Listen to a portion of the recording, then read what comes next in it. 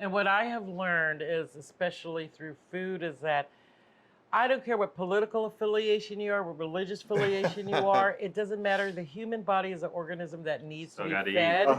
We need to live. eat, and differences so come aside when you break bread together. But also, honey, the body needs to get fed, but the heart needs to get fed too.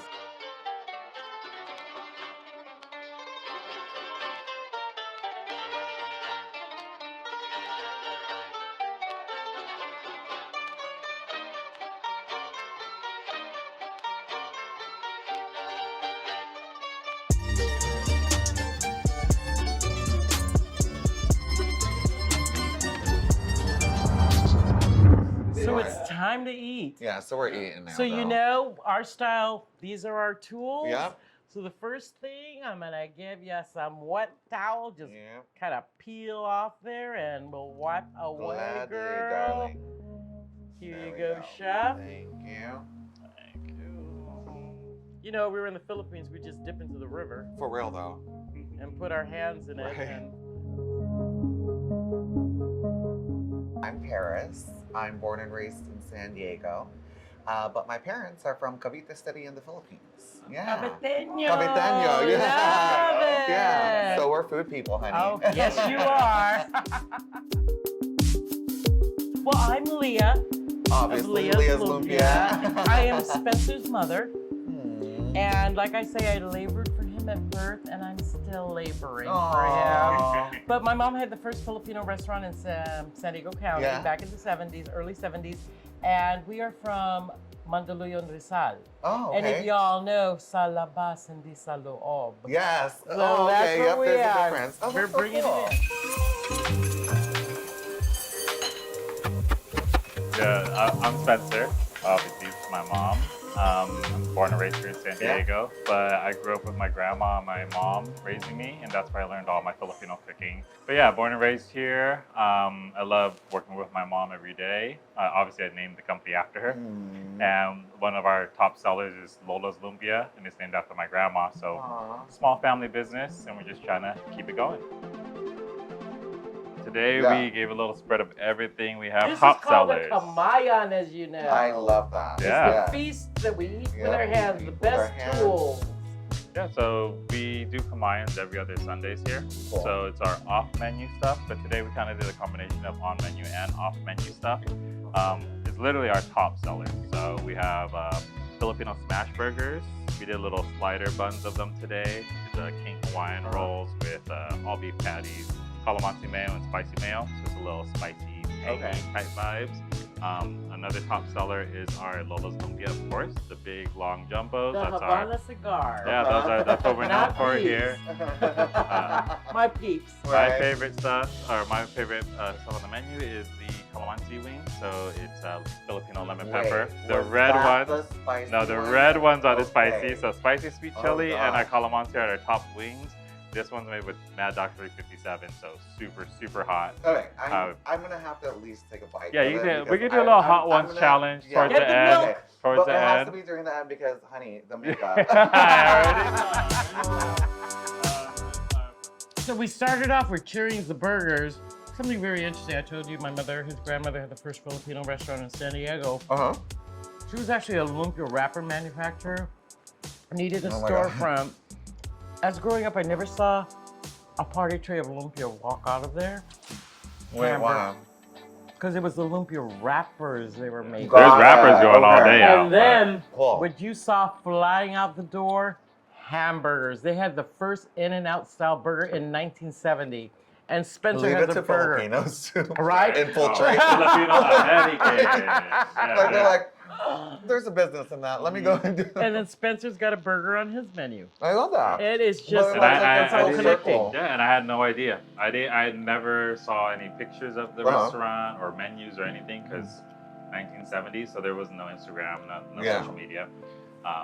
Barely cameras. Pretty sure it wasn't even computer. Yeah, like personal so computers, a lot of the stuff, actually, a couple months ago, we found a original menu in my grandma's storage, and we compared the menus, and it has the smash hamburger on there. Has a traditional lumpia. It has pancit rice, of course, and has turon. And it's just ironic because my menu, I didn't originally start with that menu. It's been years of, okay, this one works, this one doesn't. Let's put turon because people always want the turon. Let's try a smash burger. Let's try a slider first. Let's make it into a full burger. We did all these iterations and ended up with the core menu. And it almost is exactly like my grandma's core menu. So it's kind of like it's in our blood, or it's like it's meant to be, or I don't know. Grandma's currently looking over, being like, y'all better not forget about me. Like history repeats itself. So it's literally, I tell people like sweet chili runs through my veins. Yeah. Because it's like I didn't know, like growing up about it, but the more and more in my adult life, the more and more I'm cooking, learning more about my own culture, my own family. Filipino food at the end of the day is abundance. It's, you know, hospitality. It's feeding your friends and family. I don't want Filipino food ever to be like, it's just lumpia and adobo and pancit.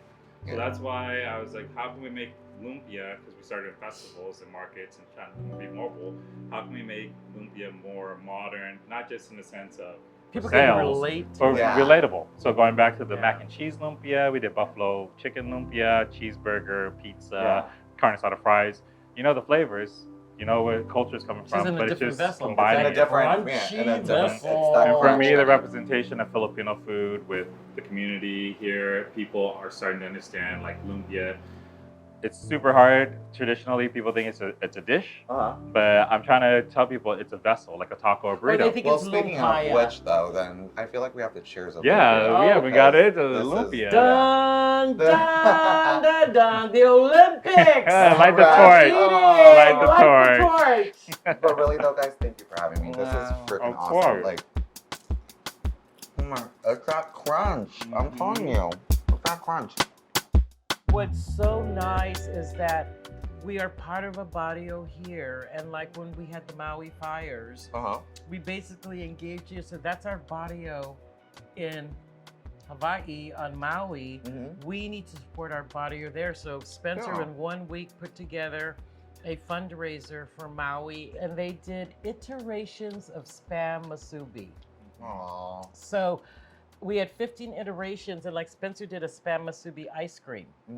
But what's wonderful is the food there, we were able to take how you guys were talking how you take modern takes on it. We took something in Musubi, help our barrio in the islands, and now have committed to do this every year for them. So my chef at Inside Out, he's Hawaiian. And so when all that was happening, we did our locomoco. There you go. Benefited, but as a queer person, as a trans person, one of my favorite things is how community-based we always are. But I always felt that intersected with me being Filipino. And I was like, because that's just how we are. When something goes down, it's always like, okay, how are we gonna do this? Like, what do we need? And you know, my parents, like, there was a fire in Cavite City just recently, and all of a sudden, my mom and my aunts and their classmates from high school and all that stuff were, okay, what do we need to raise? What the balikbayan box. Yep, that balikbayan box. Yes. Oh my God.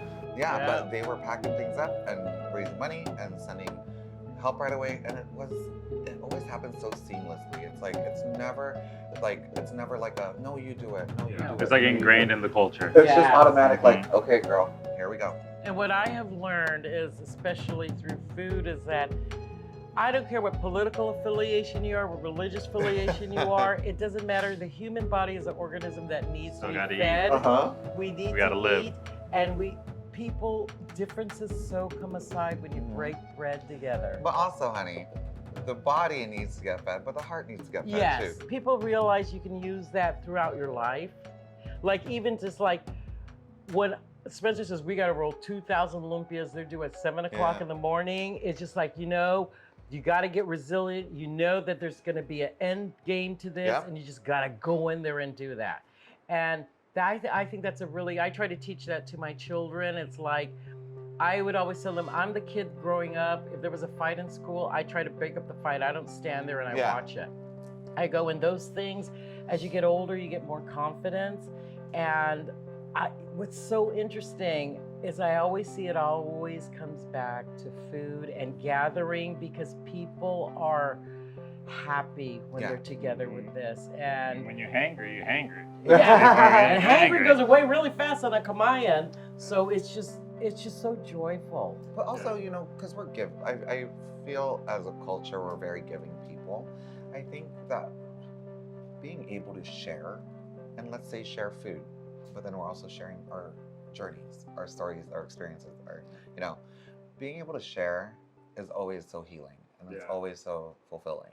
So that in itself is a gift that we have. And I feel like with a kamayan, because it's so, This it is may seem intimate. intimidating, but not intimidating because everybody's using. people. They don't have their own plates. You know, it's not individualized. Where it's almost like the conversation becomes more open and honest because the way we just even displayed the food, we're all equal in this.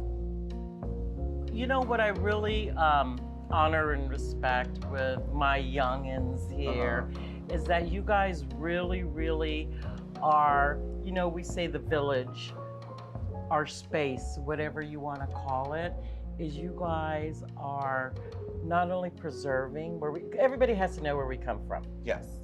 Good, bad, ugly, whatever.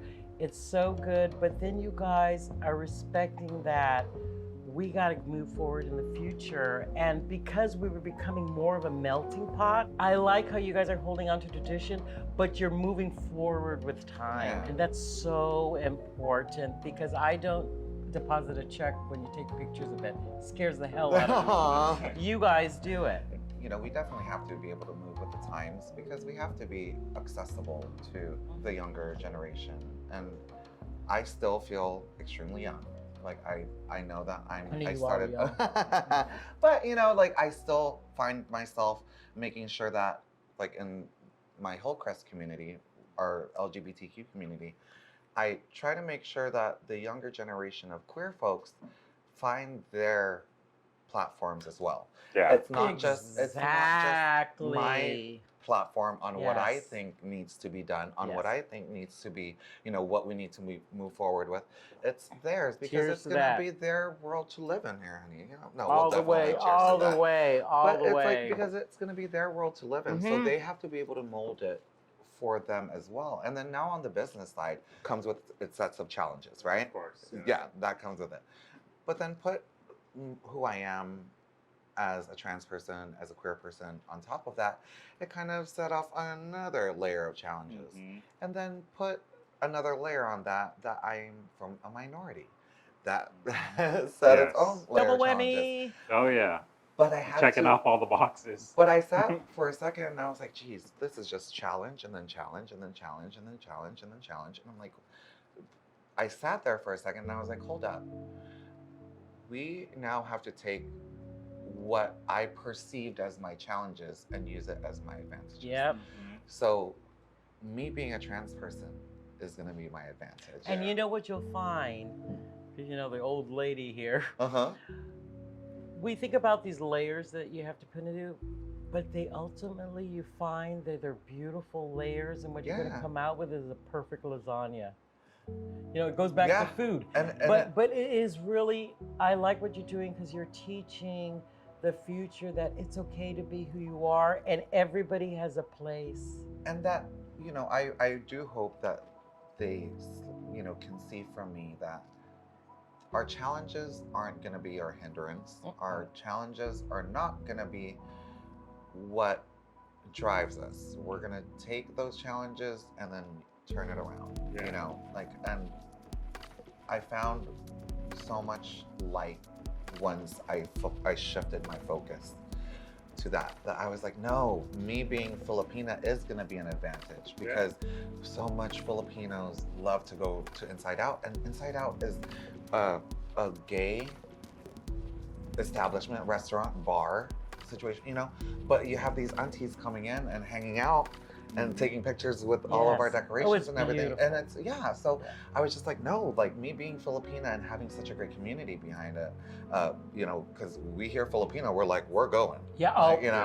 Oh, so, yeah, they're definitely going to check it out. Yeah, they're going to check it out, you know? So I was like, no, we're going to use that as an advantage. I wanted to say, like, the challenges, I look at challenges like opportunities. Well, I learned to look at challenges as opportunities because owning a small business, running it with your family, creating everything from the menu to the staffing to the systems to changing the toilet paper. Yeah. You know, it all falls on us. So it's very hard. It's a hard thing to do. Yeah. And you know, the But University big- of Hard Knocks, with you say, you know, you didn't go to formal training. Well, here's the difference in the school of the way you guys are doing it. You file down, you get up super fast. Well, for me, when I studied abroad, I went down to Panama and living in the middle of the rainforest, off-grid, no electricity. Not a rainforest. My makeup Girl, would not do well. bathe In the river. So I went from, I didn't Bathe go in to the culinary river. school, but I totally wanted to immerse myself into culinary. Yeah. So I went back to the basics. I went to a different country, went in the To middle of the the jungle, jungle. and learned how to eat off the land, Of all the right? places No to choose. electricity, no went running straight all in, water. you know? And once But hey, you became resourceful. yeah, and the Yeah. resiliency, that's where I Yeah. really, like literally, they hired me back to become a director for that company. Yeah. And the first speech I had to give to the incoming class was resiliency. Yeah. So I went from saying like, our bodies are resilient, you know? Yeah. We don't just get sick and die. Our bodies know how to bounce back from things. A lot of things are resilient. And to look at life and look at business plans and look at opportunities in terms of resiliency, it's always having, it kind of sounds like being a pessimistic person, but you have plan B, plan C, plan D, you know? It's like, if this goes wrong, this will happen. If this goes wrong, or at least you know you have some type of plan or, you know, You know what I forward love thinking about about something it. you just said? So you just said that from, you know, accounting to the menu to this to that to toilet paper. I learned in business, the coolest business people that I know are the ones that do everything from top to bottom and don't think that they're above certain things. Why would I business. make you do it if I don't do it? You will find me sweeping the restaurant, like running around sweeping the restaurant, and people are like, "Girl, what are you doing?" And I'm like, "Honey, if my staff can do it, so can I." Yeah. Like, but I think I just really We're not admire above that. you, Like, not below no, you, we're not just at right all. beside you. But you know, like it's just because we have the love for what we do that it doesn't matter what we're doing. You know, what part of it we're doing, Yeah. we're gonna do it. Yeah. Yeah.